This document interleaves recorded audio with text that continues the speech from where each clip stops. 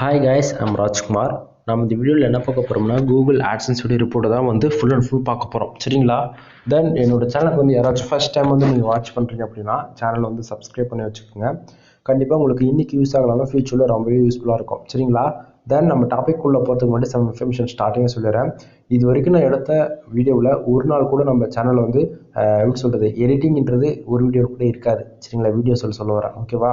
அதனால் நீங்கள் பார்க்கக்கூடிய அனைத்து ரிப்போர்ட்டுமே வந்து ஃபுல் அண்ட் ஃபுல் என்னுடைய வெப்சைட்டில் வரக்கூடிய ரெவன்யூ ஃபுல் ரிப்போர்ட்டுமே எல்லாமே என்னுடைய தான். தவிர நீங்கள் ஏதாவது ஒரு எப்படி சொல்கிறது, நிறைய பேர் வந்து என்ன சொல்கிறாங்கன்னா இதுக்கு ஸ்க்ரீன்ஷாட் வச்சுட்டு பேசுகிறாரு அப்படின்னு சொல்லிட்டு சொல்கிறாங்க. ஆக்சுவலி ஓப்பனாக சொல்ல போனால் நீங்கள் வந்து அப்படி நீங்கள் சொல்கிறீங்கன்னாவே நீங்கள் வீடியோ வந்து ஃபுல்லாக வாட்ச் பண்ணலை அப்படின்றதான் அர்த்தம். சரிங்களா? ஏன்னா ஃபஸ்ட்லேருந்து டில் எண்டு வரைக்கும் நீங்கள் வாட்ச் பண்ணால் தான் நான் ஒரிஜினல் ரிப்போர்ட்டு காட்டுறேன்னா இல்லைன்னு சொல்லிட்டு உங்களுக்கு ஓரளவுக்கு ஐடியா கிடைக்கும். அதனால் முடிஞ்ச வரைக்கும் யாராக இருந்தாலும் சரி வீடியோ ஸ்கிப் பண்ணாமல் டில் எண்டு வரைக்கும் வாட்ச் பண்ண ட்ரை பண்ணுங்க. சரியா? சரி, டைம் பாருங்கள், கரெக்டாக 11:23 ஆகுது.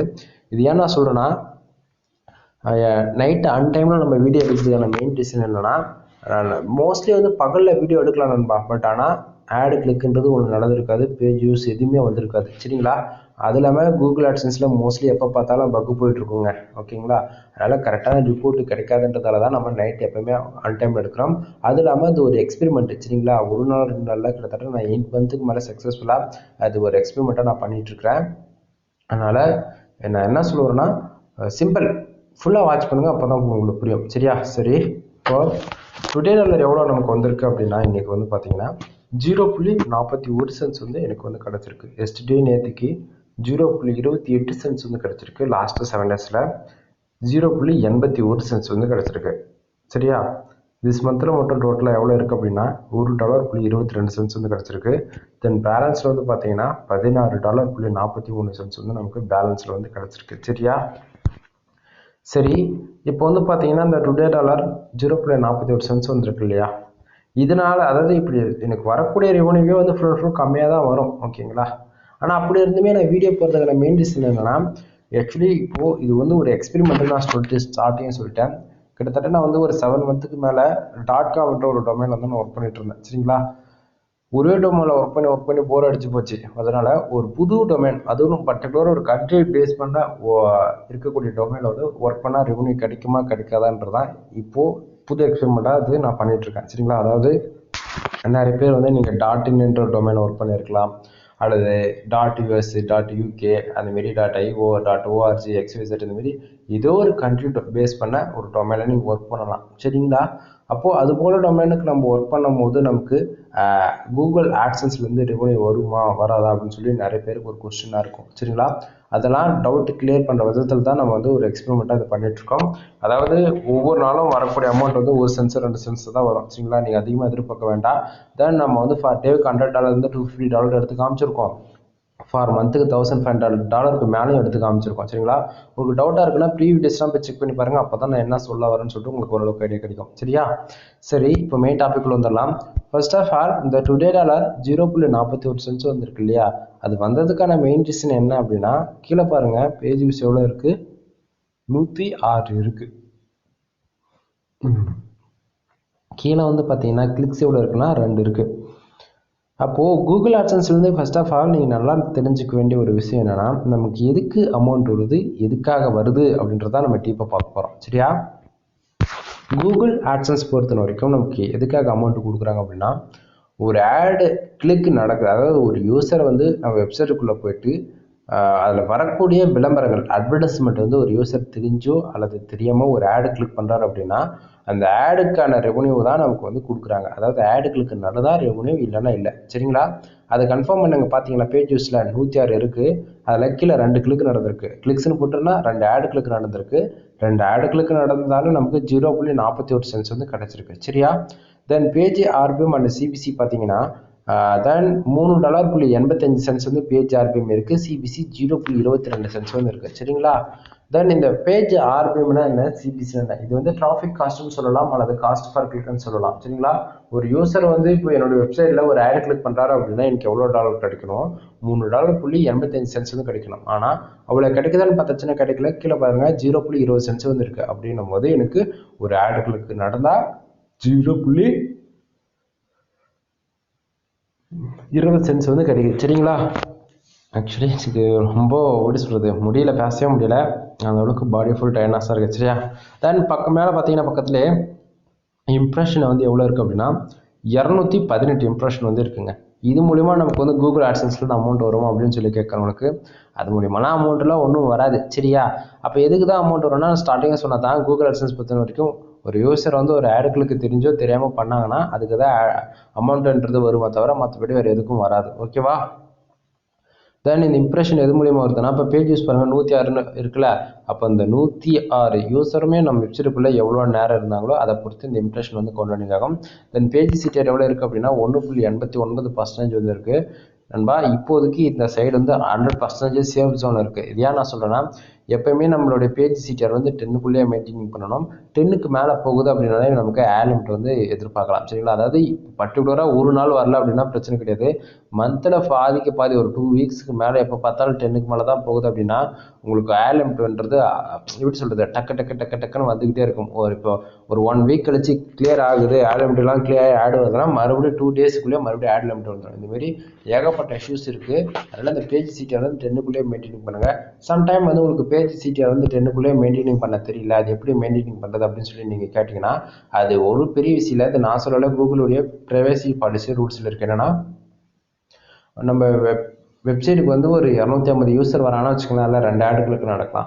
2 ஆடுகளுக்கு நடக்குதுன்னும் போது நமக்கான பேஜ் சிடிஆர் 0.8% இருக்கும் அப்படின்னு சொல்லிட்டு கூகுளுடைய ப்ரைவசி பாலிசி ரூல்ஸ்லேயே டேர்ம்ஸ் அண்ட் கண்டிஷன்லேயே வந்து இருக்குது. சரிங்களா? அதனால் செக் பண்ணி பார்த்துக்கோங்க. தென் என்னுடைய எக்ஸ்பீரியன்ஸில் நான் சொல்கிறேன், 100 யூசர் நம்ம வெப்சைட்டுக்கு வரானா வச்சுக்கலாம் 4 ஆடுகளுக்கு நடக்கலாம். சரிங்களா? அதுவே ஒரு 1000லேருந்து 1500 யூசர் நம்ம வெப்சைட்டுக்கு டே டு டேட் வராங்கன்னா வச்சுக்கலாம், அதில் அவ்வளோ 45லேருந்து 50 ஆடுகளுக்கு நடக்குதுன்னும் போது நமக்கு பேஜ் சிடிஆர் அபவுட் 4, 3 இப்படி தான் இருக்குமே தவிர இந்த 10க்கு மேலே போய் ரீச் ஆகவே ஆகாது. அதனால் இதை கொஞ்சம் தெரிஞ்சுக்குங்க. தென் அது போக இப்போ இந்த 41 சென்ஸ் வந்ததுக்கான மெயின் ரீசன் என்னன்னா இந்த கண்ட்ரிஸ். ஏன்னா இதுதான் நண்பா கூகுள் ஆட்சன்ஸ் பொறுத்த வரைக்கும் நமக்கு எதுக்கு ஒரு ஆடுகளுக்கு நடந்தால் அமௌண்ட் இல்லைன்னு சொல்லிட்டு அந்த விதத்தில் இப்போ பார்த்தீங்கன்னா எந்தெந்த கண்ட்ரிலேருந்து எனக்கு அதிகமாக ரெவன்யூ கிடச்சிருக்கு அப்படின்னா உங்களுக்கு ஓரளவுக்கு ஐடியா கிடைக்கும். சரியா? தென் அதுவே இந்தியா, ஸ்ரீலங்கா, யூஎஸ் இந்த கண்ட்ரிலாம் பாருங்கள் பேஜ் யூஸ் மட்டும்தான் வந்திருக்கு, எந்த ஒரு ஆடுகளுக்கும் நடக்கலை.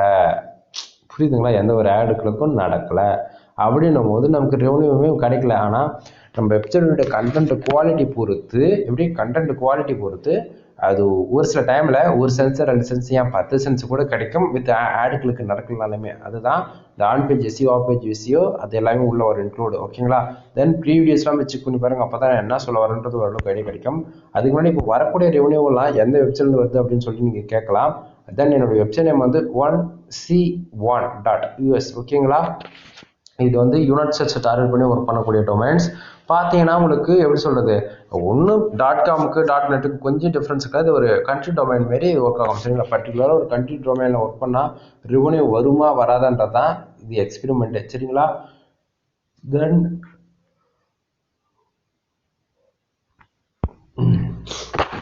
ரொம்ப உண்மையாக சொல்கிறதுனால பேசவே முடியல, பாடி ஃபுல்லாக டயர்டாகி போயிடுச்சு. சரிங்களா? நானும் உங்களுக்கு வச்சு காட்டணும்னு சொல்லிட்டு தான் ட்ரை பண்ணிகிட்ருக்கேன். இந்த இடத்த பாருங்கள் லோட் ஆகிட்டு இருக்குது, அது வந்தால் தானே உங்களுக்கு நான் வச்சு காட்டுறது. சரியா? ஓகே, சக்ஸஸ் இப்போ வந்துடுச்சு. தென் என்னோடய வெப்சைட் வந்து நான் ஸ்டார்டிங்காக சொன்னேன்ல 1c1.usன்னு. இந்த இடத்த பாருங்கள், எங்கள் ஜூம் ஒர்க் பண்ணேன். இப்போது பார்த்தீங்கன்னா உங்களுக்கு தெரியும் பேஜ் யூஸ் எல்லாமே பார்த்துட்டிங்களா? இதில் என்னோடய வெப்சைட் நேம் வந்து 1c1.us. ஓகேங்களா? அந்த வெப்சைட் நீங்கள் பார்க்கணுன்னா இங்கே பாருங்கள், இந்த இடத்த தெரியுதுங்களா? வெப்சைட் நேம் வந்து 1c1.us. சரிங்களா? லாஸ்ட் 7 days ரிப்போர்ட்டில் இங்கே பாருங்கள் பேஜஸ் வந்து 541 யூசர் வந்திருக்காங்க, 15 ஆடுகளுக்கு நடந்திருக்கு, வந்திருக்கிற ரெவன்யூ 0.81 சென்ஸ் வந்திருக்கு. இப்போ இந்த டொமைன் தான் வருது அப்படின்னு சொல்லிட்டு உங்களுக்கு கண்டிப்பாக கிடைச்சிருக்கும். தென் கண்ட்ரி டொமைன் சொன்ன 1c1.us இது வந்து ஒரு கண்ட்ரி டொமைன். ஓகேங்களா? ஏன்னா ஒவ்வொரு கண்ட்ரிக்குமே வந்து ஒரு கோடு இருக்குது. மிச்சம் இப்போ India.in அப்படி வரும். சரிங்களா? அதுவே UK.org அதுமாரி ஒவ்வொரு கண்ட்ரிக்கும் ஒவ்வொரு டொமைன் இருக்குது. புரியுதுங்களா? தென் இப்போது ஆட்சன்ஸில் எது முக்கியமாக நம்ம பார்க்கக்கூடிய செக்ஷன் என்னென்னா ஆக்சுவலி இப்போதைக்கு அமௌண்ட் டே டு டேட்டில் வந்து நமக்கு 1 சென்ஸ் 10 சென்ஸ் 20 சென்ஸ் இப்படி தான் கிடைக்குதே தவிர என்னால் ஃபுல் ரிப்போர்ட்டு உங்களால் கொடுக்க முடியாது. எப்படின்னா வச்சுக்கோங்களேன், ஒரு ஆட்சன்ஸோட சைட் எப்படி பர்ஃபார்மன்ஸ் பண்ணுதுன்றது கிராஃப் டீட்டெயில் தென் நமக்கு இவ்வளோ டிராஃபிக் வந்து இவ்வளோ ரெவன்யூ கிடைக்கும் அப்படின்னு சொல்லி எங்கிட்ட வந்து எப்படி சொல்கிறது ஒரு ரிப்போர்ட்டாக கொடுக்கலான்னு பார்த்தாச்சுன்னா அது பிகினர்ஸுக்கு கண்டிப்பாக இது போல் வர வாய்ப்பு இல்லை. ஒரு மினிமம் ஒரு 6 மந்த்து வந்து நம்ம வந்து எப்படி சொல்கிறது வெயிட் பண்ணால் மட்டும்தான் அதுக்கான ரிசல்ட் வந்து எதிர்பார்க்க முடியும். புரியுதுங்களா? அதனால் அதை கொஞ்சம் பார்த்துக்குங்க. தென் இப்போது முக்கியமாக பார்க்கக்கூடியது என்னென்னா, எனக்கு எந்தெந்த டிரைவ்லேருந்து அதிகமாக ரெவன்யூ வருது அப்படின்னு சொல்லி நீங்கள் கேட்கலாம். இந்த இதில் வந்து எப்படி சொல்கிறது, மோஸ்ட்லி வந்து மொபைல் டிரைவு, ஃபோன் இது போல் தான் வரும். சரிங்களா? அதை கன்ஃபார்ம் பண்ணிக்கலாம். இங்கே பாருங்கள், உங்களுக்கு இங்கே தெளிவாக கொடுத்துருக்கான். லாஸ்ட் 7 டேஸில் எந்தெந்த டிரைவ்லேருந்து அதிகமாக ரெவன்யூ கிடச்சிருக்கு அப்படின்னா, மொபைல்ஸ்லேருந்து 0.51 சென்ட்ஸ் வந்து கிடச்சிருக்கு. தென் டெஸ்க்டாப்பில் இருந்து பார்த்தீங்கன்னா 0.30 சென்ட்ஸ் வந்து கிடச்சிருக்கு. புரியுதுங்களா? தென் அது போக லாஸ்ட் எந்தெந்த கண்ட்ரியில் அதிகமான ஆடுகளுக்கு பக்கா யூனிக்காக யுனைட் ஸ்டேட்ஸ் டார்கெட் பண்ணி வந்திருக்கோ அந்த கண்ட்ரியில் நமக்கு எனக்கு எந்த வெப்சைட்டில் பார்த்தீங்கன்னா எவ்வளோ கிடச்சிருக்கு அப்படின்னா, யூஎஸ் அதாவது யுனைட் ஸ்டேட்ஸில் இருந்து 0.31 சென்ட்ஸ் வந்து கிடச்சிருக்கு. சிங்கப்பூரில் 0.22 சென்ட்ஸ் வந்து கிடச்சிருக்கு. தென் ஜப்பானில் 0.18 சென்ட்ஸ். தென் இந்தியாவில் 0.10 சென்ட்ஸ் என்ற விதத்தில் எனக்கு சாலிடாக கிடச்சிருக்கு. புரியுதுங்களா? தென் அதில் பர்டிகுலராக இந்தியா மட்டும் பார்த்தீங்கன்னா ரொம்பவே ஒரு கஷ்டமான விஷயம். லாஸ்ட்டு 7 டேஸில் 0.10 சென்ட்ஸ்ன்றது எந்த விதத்துலையும் ஏற்றுக்க கொள்ள முடியாத ஒரு விஷயம். ஏன்னா ரெவன்யூ இந்தியாவில் மட்டும்தான் நம்ம இந்த அளவுக்கு கம்மியாக இருக்கும். மற்றபடி நீங்கள் எந்த கண்ட்ரிலேருந்து உங்களுக்கு யூனிக்காக ஒரு ஆடு கிளிக் நடந்தாலுமே உங்களுக்கு ஆவரேஜாக உங்களுக்கு ஒரு அமௌண்ட்டு வந்து கிடச்சிரும். புரியுதா? தென் இது சேம் அதே தாங்க, எந்தெந்த ஆடுகளுக்கு நடந்தால் எவ்வளோ கிராஃப் டீட்டெயில் வருது அப்படின்னு சொல்லிட்டு. தென் இப்போ இந்த இடத்த பாருங்கள், ஆட்ஸ் யூனிட்ஸ்னு போட்டு இந்த ரெஸ்பான்சிவ் கீழே பாருங்கள் 300 250 இருக்குல்ல, இது வந்து என்னன்னு பார்த்து கேட்குறவங்களுக்கு பிகினர்ஸ்க்குலாம் தெரியாது இல்லையா, சொல்கிறேன் நோட் பண்ணிக்கோங்க. கூகுள் ஆட்சன்ஸில் 2 ஆப்ஷன் இருக்குதுன்பா. ஒன்று ஆட்டோ ஆட்ஸ்லேயே நம்ம ரெவன்யூ எடுக்கலாம். அப்படி இல்லைன்னா ஆட்டோ ஆட்ஸே எதிர்பார்க்காம ஃபுல் அண்ட் ஃபுல் மேனுவலாக நம்ம ஆடை வந்து செட் பண்ணலாம். சரிங்களா? அந்த விதத்தில் நான் ஃபுல் அண்ட் ஃபுல் மேனுவல் ஆடு மட்டும் தான் யூஸ் பண்ணிகிட்ருக்கேன். அதனால் எனக்கு வந்து இந்த கிராஃப் டீட்டெயிலாம் காட்டுது. ஏன்னா மோஸ்ட்லி ஆட்டோ ஆட்ஸ்க்கு வந்து இது போல் கிராஃப் டீட்டெயிலாம் காட்டாது. நீங்கள் நல்லா வாட்ச் பண்ணி பார்த்தா தெரியும். நீங்கள் வந்து எப்படி சொல்கிறது, உங்களுக்கு இன்னும் எதை கம்பேர்ஸ் பண்ணுறது சொல்கிறதுன்னு எனக்கே ஒன்றும் புரியல. இப்போது ஆட்டோ ஆட்ஸில் வந்து ஒரு 10 அதாவது எப்படி சொல்கிறது, ஒரு 10 போஸ்ட்டு போட்டு ஆட்டோ ஆட்ஸ் மட்டும் என்ன பண்ணுறீங்கன்னா, எந்த போஸ்ட்டு ஆர்டிக்கல் ஓப்பன் பண்ணாலும் ஆடு ஷோ வரும், காமனாக ஷோ பண்ணும். சரிங்களா? அப்படின்னும் போது அதுக்கு ஒரு ஆடுகளுக்கு நடக்குது அப்படின்னும் போது நமக்கு ஒரு சம் பர்சன்டேஜ் விதத்தில் தான் வந்து ரெவன்யூவே ஜென்ரேட் ஆகும். புரியுதா? அதுவே இன்னும் ஒரு சிலது வந்து டீப்பாக ரெகனைஸ் பண்ண போயாச்சுன்னா இது அதாவது கம்பேரிசிங் இல்லாமல் என்னால் சொல்ல முடியல. பட்டு இப்போதைக்கு இதை ஸ்டாப் பண்ணலாம். ஏன்னா நெக்ஸ்ட் வீடியோவில் வர வரைக்கும் கம்பேரிசிங்காக சொல்கிறேன், அப்போ தான் உங்களுக்கு ஓரளவுக்கு கிடைக்கும். சரியா? தென் ஆட்சன்ஸில் இவ்வளோ தான் நண்பா, இதை விட்டால் வேறு எதுவும் இல்லை. தென் மேலே போய் பார்த்துச்சுன்னா எந்தெந்த கண்ட்ரிலேருந்து எவ்வளோ ரெவன்யூ வருது எல்லாமே உங்களுக்கு ஓரளவுக்கு ஐடியா கிடச்சிருக்குன்னு தான் நான் நினைக்கிறேன். தென் உங்களுக்கு ஃபுல் வீடியோ தெரிஞ்சுக்கணும்னு ஆசைப்பட்டீங்கன்னா நம்ம சேனல் போய் தயவு செஞ்சு ஒன் டைம் ஒரு வீடியோ நீங்கள் ஃபுல்லாக வாட்ச் பண்ணி பாருங்கள். அப்போ தான் நான் சொல்கிற இன்ஃபர்மேஷன் வந்து A to Z வந்து உங்களுக்கு புரியும். புரியுதுங்களா?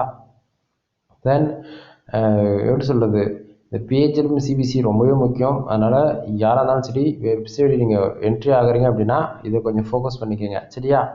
தென் வீடியோ பிடிச்சா லைக் அண்ட் சப்ஸ்கிரைப் பண்ணுங்கள், உங்கள் ஃப்ரெண்ட்ஸ்க்கு வந்து ஷேர் பண்ணுங்கள். வேறு என்ன சொல்லட்டும், வேறு எதுவும் சொல்கிறதுக்கு இல்லைன்னா முடிஞ்சால் உங்களுடைய சப்போர்ட் வந்து நம்ம சேனலுக்கு கொடுங்க. அது வீடியோ முடிக்கிறதுக்கு முன்னாடி சம் இன்ஃபர்மேஷன் சொல்கிறேன். என்னென்னா, நான் வந்து கூகுள் ஆட்சன்ஸ் அதாவது வந்து ஃபுல் மானிட்டேஷன் வாங்கி கொடுத்துட்ருக்கேன். ஹோஸ்டிங், டொமைன், அது போக கன்வெர்ட்டிங், இது எல்லாமே A to Z வந்து நம்ம ஃபுல் பேக்கேஜாக நம்ம வந்து பண்ணி கொடுத்துட்ருக்கோம். உங்களுக்கு வந்து வெப்சைட் வேணும், ஆர்டிக்கல் வேணும்னா தாராளமாக நீங்கள் கனெக்ட் பண்ணுங்கள். தென் எப்படி கான்டெக்ட் பண்ணுறது தெரியல அப்படின்னா கீழே டிஸ்கிரிப்ஷனில் வந்து என்னுடைய டெலிகிராம் குரூப் வந்து கொடுத்துருக்கேன். குரூப்பில் வந்து ஜாயின் பண்ணிவிட்டு நீங்கள் தாராளமாக ப்ரைவசியாக எப்படி சொல்கிறது மெசேஜ் பண்ணுங்கள். ப்ரைவேட்டாக பண்ண சொல்கிறதுக்கு மெயின் ரீசன் என்னன்னா, பப்ளிக்காக யாராச்சும் பண்ணி உங்களை மிஸ்யூஸ் பண்ணி உங்களுடைய அமௌண்ட் வந்து வாங்கி ஏமாற்றிட்டாங்கன்னா மிகப்பெரிய பிரச்சனையாக போயிடும். அதனால் என்னோடய சஜஷன் என்னென்னா, ப்ரைவேட்டாக மெசேஜ் பண்ணுங்கள். ப்ரைவேட்டாக மெசேஜ் பண்ணுறீங்க அப்படின்னா உங்களுக்கு நான் கண்டிப்பாக கால் பண்ணியே நான் பேசுவேன். சம்டைம் உங்களை நான் கால் பண்ண சொல்லுவேன். நீங்கள் கால் பண்ணி உங்களுக்கான எனி டவுட்ஸ் எது வந்தாலும் நீங்கள் கேட்டுக்கிட்டு அதுக்கப்புறம் உங்களுடைய அமௌண்ட்டு ஷேர் பண்ணலாமா வேணாமா அப்படின்றது நீங்கள் முடிவு பண்ணிக்கோங்க. சரிங்களா? அவ்வளோதான் நான் சொல்கிறது. இப்போதைக்கு எதுவும் சொல்கிற ஐடியாவில் சம்டைம் கொஞ்சம் சீக்கிரமாக போகிற மாதிரி இருந்ததுன்னா நான் போய் எடுத்துகிட்டு வந்துடலாம் அப்படின்னு சொல்லிட்டு பிளான் பண்ணியிருக்கேன். ஓ ஆக்சுவலி மாற்றி பேசிகிட்ருக்கேன். சரிங்களா? என்ன பேசுறதுனே தெரியாது பேசிகிட்டு இருக்கணும்பா. எனிவே சாரி, ஏன்னா கொஞ்சம் தூக்க கலப்பல பேசிட்டேன். எனிவே நெக்ஸ்ட் வீடியோ வர வரைக்கும் வெயிட் பண்ணுங்கள். ஓகே, எனிவே தேங்க்யூ ஃபார் வாட்சிங். Please subscribe.